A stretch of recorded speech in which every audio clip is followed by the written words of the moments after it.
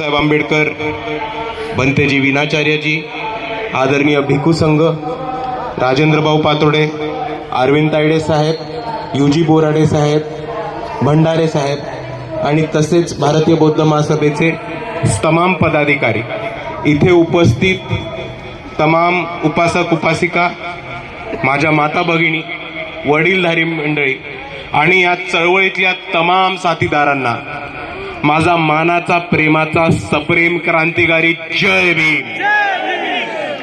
मित्रांनो, जर आपण आज इतिहासाची पुस्तकं बघितली, जर आपण आज इतिहास बघितला, टेक्स्टबुक्स बघितले आणि जास्तीत जास्त झालेले प्रकाशन आणि इतिहासाची नोंद बघितली, तर आजही इतिहासाच्या नोंदमध्ये, शाळेच्या टेक्स्टबुक्समध्ये, सगळ्या इतिहासाच्या पुस्तकांमध्ये आजही भीमा कोरेगावचा लढा, भीमा कोरेगावचं युद्ध हे east India company versus Peshwa regiment of Maratha empire अशी नोंद केली जाते।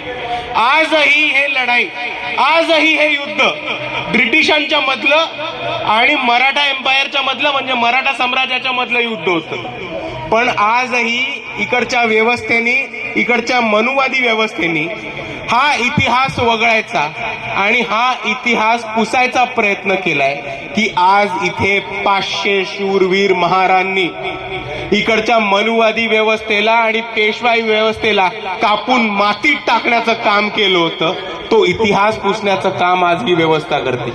पण मित्रांनो, एक गोष्ट समजून घ्या, जोपर्यंत 31 डिसेंबरला, 1 जानेवारीला लाखोच्या आणि करोडोच्या संख्येने आज जसे आपण इथे उपस्थित झालोय, तसंच दरवर्षी जर आपण भीमा कोरेगाव विजय स्तंभाला अभिवादन करायला उपस्थित झालो, तर हा इतिहास पुसणं कोणाच्या बापाला सुद्धा शक्य नाही, हे आपण सर्वांनी लक्षात ठेवा।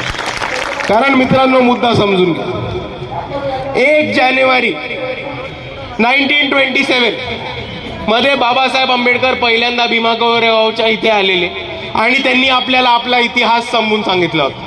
आणि त्यांनी आपल्याला आपल्या इतिहासामध्ये हे सांगून सांगितलं होतं की ही लढाई फक्त ईस्ट इंडिया कंपनी आणि पेशव्यांच्या मधली नव्हती, तर ही लढाई इकडची जाती व्यवस्था संपवण्याची लढाई होती। ही लढाई इकडच्या महारांनी, इकडच्या पेशवाईच्या विरुद्ध, इकडच्या ब्राह्मणशाहीच्या विरुद्ध एक बंड पुकारण्याची लढाई होती। आणि त्याचबरोबर ही लढाई एका बंड पुकारण्याच्या प्रतीकाची लढाई होती।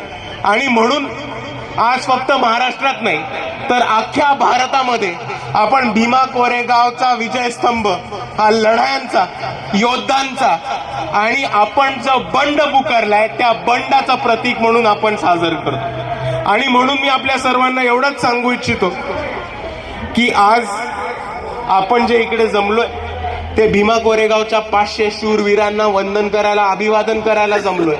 पण आपल्या सर्वांची ही जबाबदारी असली पाहिजे की ज्या पद्धतीने त्या शूरवीरांनी इकडच्या व्यवस्थेला, मनुवाद्यांना, पेशवाईला अंगावरती घेतलं, छातीवरती घेऊन इकडच्या पेशवाईला पराभव केला, इकडच्या पेशव्यांच्या सैन्याला कापून इकडची जात व्यवस्था, पेशवाई आणि मनुवादी व्यवस्था ही मातीत गाडली, तो इतिहास आपल्याला पुढे घेऊन जायचा आहे। आणि त्याच 500 शूरवीर महारांकडनं आपल्याला प्रेरणा घेऊन, अभिवादन करून हा संकल्प पुढे चालायचा आहे की ज्या पद्धतीने त्या 500 लोकांनी मनुवादी व्यवस्था आणि इकडची पेशवाई कापून मातीत गाडली होती, त्याच पद्धतीने ह्याच्या पुढे येणारे जिथे जिथे अन्याय होईल, जिथे जिथे अन्याय अत्याचार होईल आणि जिथे जिथे आपल्यावरती जातीचे अत्याचार होतील, त्याच पद्धतीने आपल्याला ह्या 500 महारांकडनं अभिवादन आणि प्रेरणा करून पुढे जाऊन ह्या व्यवस्थेला मातीमध्ये गाडायचंय आणि जातीवाद संपवायची आपल्याला संकल्पना करायची आहे। एवढा आज आपल्याला महत्वाचा संदेश घेऊन जाईल। कारण मित्रांनो, मुद्दा समजून घ्या,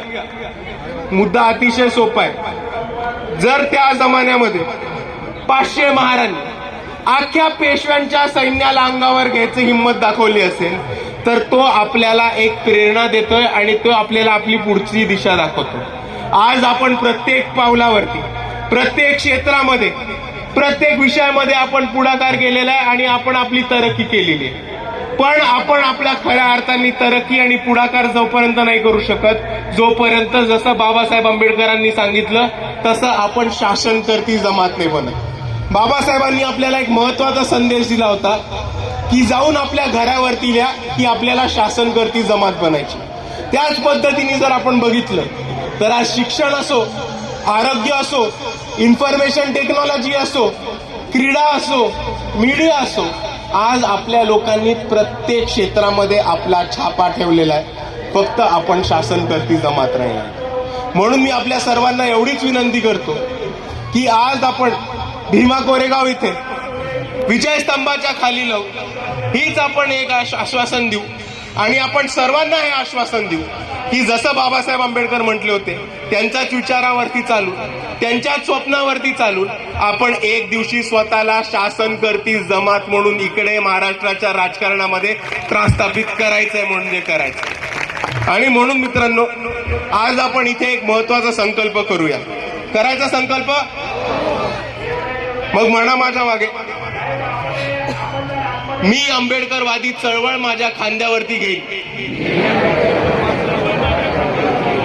मी संविधानिक हक्क आणि अधिकारांच्या रक्षण करून न्यायासाठी लढेन.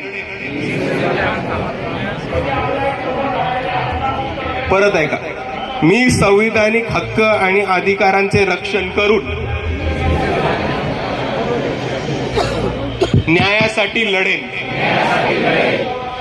मी आंबेडकरवादी विचारांच्या लोकांना सत्तेत बसवेन. मी आंबेडकरीवादी लोकांना सत्तेत बसवेन आणि मी सत्ताधारी बनेन.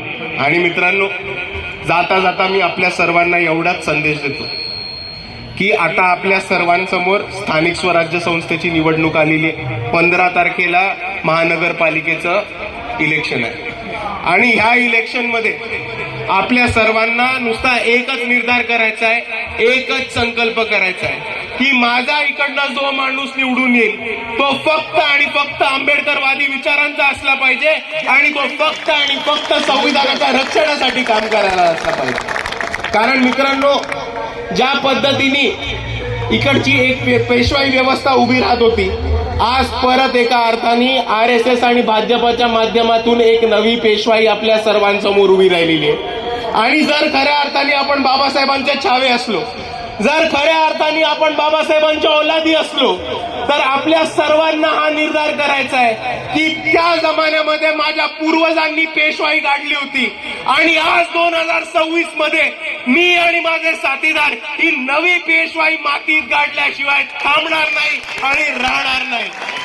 आणि म्हणून इकडच्या संविधानाच्या रक्षणाकरताना सर्व माणसांना मला एकच संदेश द्यायचा आहे की जर कोणी अन्याय अत्याचार करायला उभा राहिला, जर कोणी जातीवाद करायला उभा राहिला किंवा जर कोणी इकडच्या एसटींना ओबीसींना दाबायला उभा राहिला, तर त्यांना एक गोष्ट फक्त ठामपणाने सांगायची आहे की आम्ही बाबासाहेबांचे छावे आहोत, आम्ही बाबासाहेबांच्या औलादी आहोत आणि आम्ही बाबासाहेबांच्या विचारावरती चालत राहू आणि संविधानाच्या मार्गाने लढत राहू. पण हे नका विसरू की आम्ही बाबासाहेबांची औलाद आहोत आणि दुसऱ्या बाजूला आम्ही सिद्धनाथ महारची पण औलाद आहोत. आणि म्हणून जर कोणी आरे केलं तर त्याला तारे केल्याशिवाय थांबणार नाही. आणि जर कोणी परत इकडे नवीन पेशवाई उभी करायची ठरवली तर त्याला मातीत गाडल्याशिवाय थांबणार नाही. एवढं म्हणून मी माझे 2 शब्द थांबवतो. आपल्या सर्वांना माझा जय भीम, जय संविधान.